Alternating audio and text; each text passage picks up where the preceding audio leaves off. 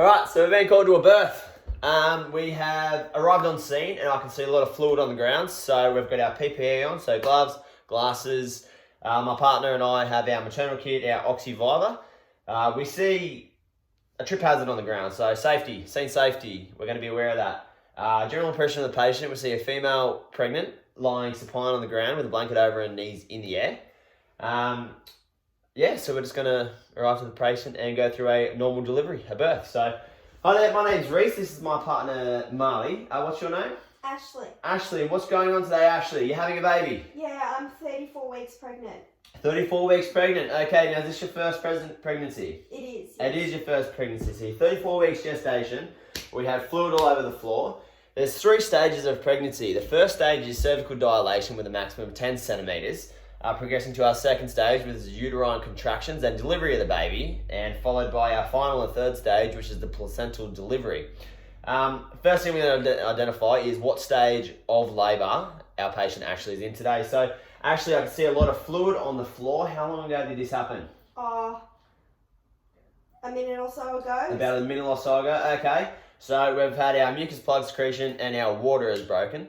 Ashley, have you had any contractions recently? Yeah, quite a few. Quite a few. How many? How often do they come on? Every minute, 2 or 3 minutes. Yeah, and how long do they last? About a minute. About a minute. All right, so we've got regular and consistent contractions every 2 to 3 minutes. They last for about a minute. So, from my understanding, this is an imminent delivery. We're in our second stage of labour. So, our patient here seems very distressed. So, Ashley, are you in a lot of pain? Yeah.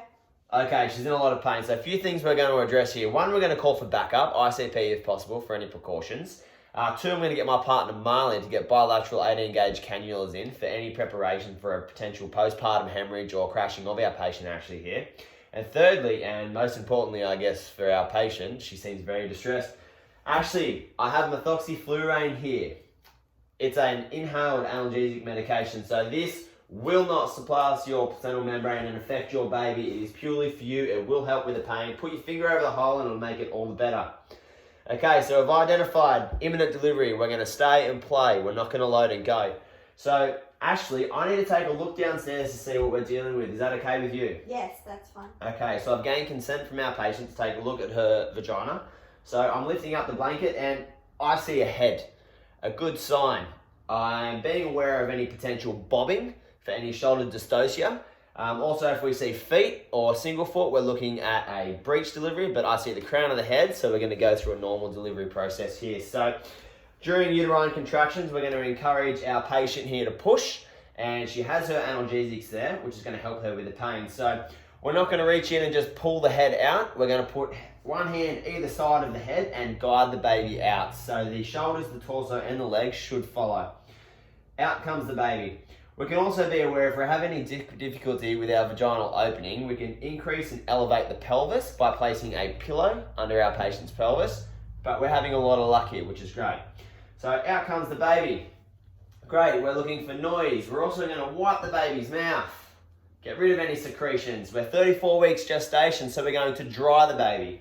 If we were less than 32 weeks gestations, we're going to utilise a polyurethane bag, leaving the head exposed to keep the baby nice and warm. We're going to place the baby prone on the mother's chest and torso. Yeehaw! Good sign. We're going to then wrap the baby with the mother. The reason we have skin-to-skin contact is essential to prevent postnatal depression. Also, we're going to encourage our mother to breastfeed as soon as possible. The baby is wrapped. We're now going to conduct an APGAR score within the first minute and repeat that every 5 minutes afterwards. We now have our umbilical cord. We're going to clamp in 3 spaces at 10 centimetres, 15 centimetres and 20 centimetres.